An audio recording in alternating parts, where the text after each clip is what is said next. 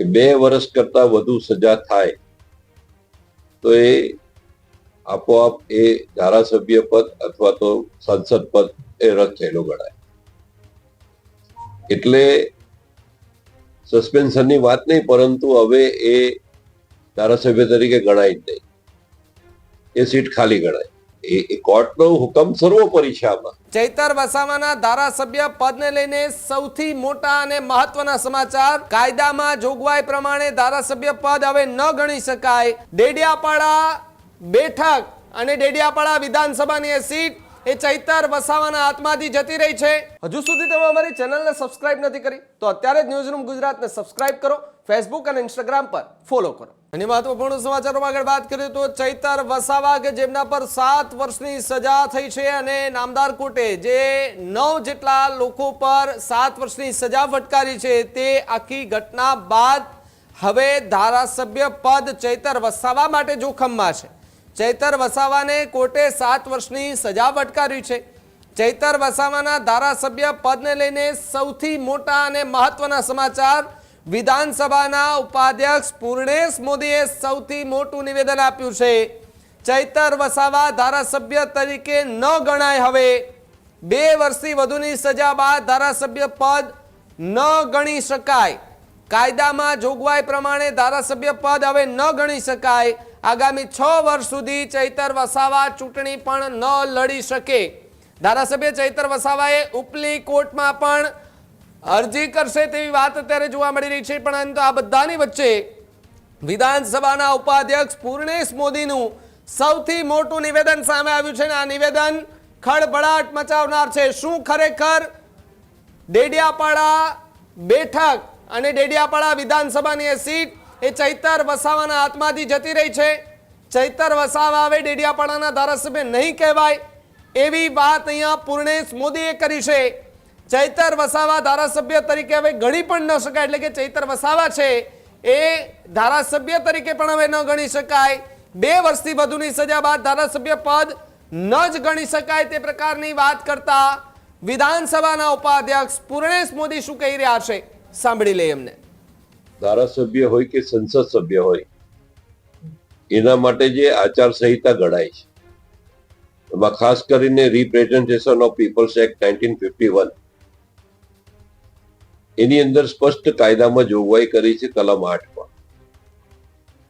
કે 2 વર્ષ કરતા વધુ સજા થાય તો એ આપોઆપ એ ધારાસભ્ય પદ અથવા તો સાંસદ પદ એ રદ થયેલો ગણાય. એટલે સસ્પેન્શનની વાત નહીં, પરંતુ હવે એ ધારાસભ્ય તરીકે ગણાય જ નહીં, એ સીટ ખાલી ગણાય. હવે જે પ્રક્રિયાની જે વાત કરી એમાં લીગલ સેલ મારફત માનીય આપણા અધ્યક્ષશ્રીને એની પ્રપોઝલ આવશે ત્યારે એ પ્રોસિજર પૂરી થશે. પણ કાયદામાં બહુ સ્પષ્ટ જોગવાઈ છે. સાથે સાથે એ પણ જોગવાઈ છે કે જ્યાં સુધી બીજી કોર્ટમાંથી એટલે કે ઉપલી કોર્ટમાંથી રાહત ના મળે ત્યાં સુધી એ એનું ધારાસભ્ય પદ હવે રદ થયેલું ગણાય અને આગામી 6 વર્ષ સુધી એ કોઈ પણ પ્રકારની ચૂંટણી પણ લડી નહીં શકે. આ મુજબનું જે એક્ટ છે એ મુજબનો હવે અમલ થશે. સર, તો ધારાસભ્ય કહેવાશે ચૈતર વસાવા અત્યારે? નહીં કહેવાય. 2 વર્ષની સજા થઈ ગઈ. જે ક્ષણે કોર્ટમાં આ સજા થાય, જજમેન્ટ આવે, એ ક્ષણેથી આપોઆપ ધારાસભ્ય પદથી મટી જાય. ખાલી ક્યારે સીટ જાહેર કરવામાં આવશે? એની પ્રોસિજર થશે એટલે આવી જશે. અત્યારે હવે સત્તાવાર રીતે કેટલા ધારાસભ્યો આમ આદમી પાર્ટીના? આપને ખબર છે. સર, કામ એવું પણ બની હોય કે પછી કોર્ટમાં સ્ટે આવતો હોય ત્યારે એમને રીઇન્સ્ટેટ પણ કરવામાં આવતા હોય છે. એ કોર્ટનો હુકમ સર્વોપરી છે આમાં. માનો કે કોર્ટમાં સ્ટે અથવા તો 2 બાબત છે આમાં. એને સજા થઈ એટલે જેલમાં જવું ન પડે એના માટે એને સેન્ટેન્સની સામે સ્ટે મળી જાય તો પણ જ્યાં સુધી એને કન્વિક્શન સામે સ્ટે નહીં મળે ત્યાં સુધી આયરો આ અમલમાં રહેશે. એટલે હાલ ચૈતર વસાવા ધારાસભ્ય પદેથી ગેરલાયક ગણાય.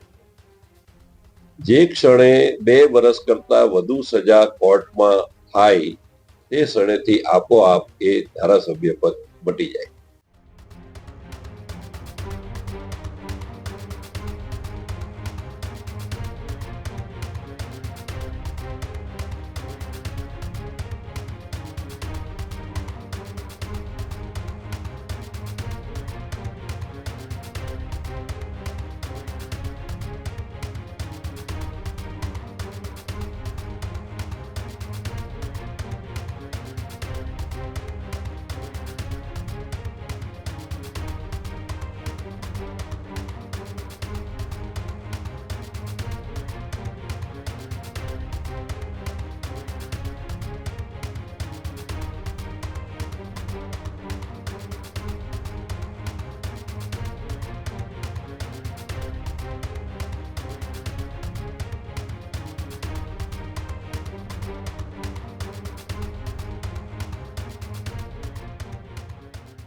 ખેડૂત ભાઈઓ છે એ ખેતરમાં ડ્રોન ઉડાવતા હોય છે ત્યારે આપણે એક પ્રશ્ન સતાવતો હોય છે કે જે આપણે અત્યાર સુધી જીપીએસ ટેકનોલોજીવાળા ડ્રોન વાપર્યા છે, જેથી કરીને મોબાઈલ ટાવર છે અથવા તો હાઈ ટેન્શન લાઇન પસાર થતી હોય, કોઈ વૃક્ષો હોય, ત્યારે જે જીપીએસ ટેકનોલોજીવાળા ડ્રોન છે એમાં ટકરાય અને ટ્રેસ થાય છે. પણ એગ્રીઓન લાવ્યું છે જીએનએસએસ ટેકનોલોજી ડ્રોન, જેથી કરીને એ ડ્રોન છે એ કોઈ જગ્યાએ ટકરાય નહીં, પોતાની રીતે જ ડિસિઝન લે છે અને મૂવ થઈ જાય છે, જેથી કરીને જીએનએસએસ ટેકનોલોજી ડ્રોન છે એ વાપરવાનો આગ્રહ રાખો.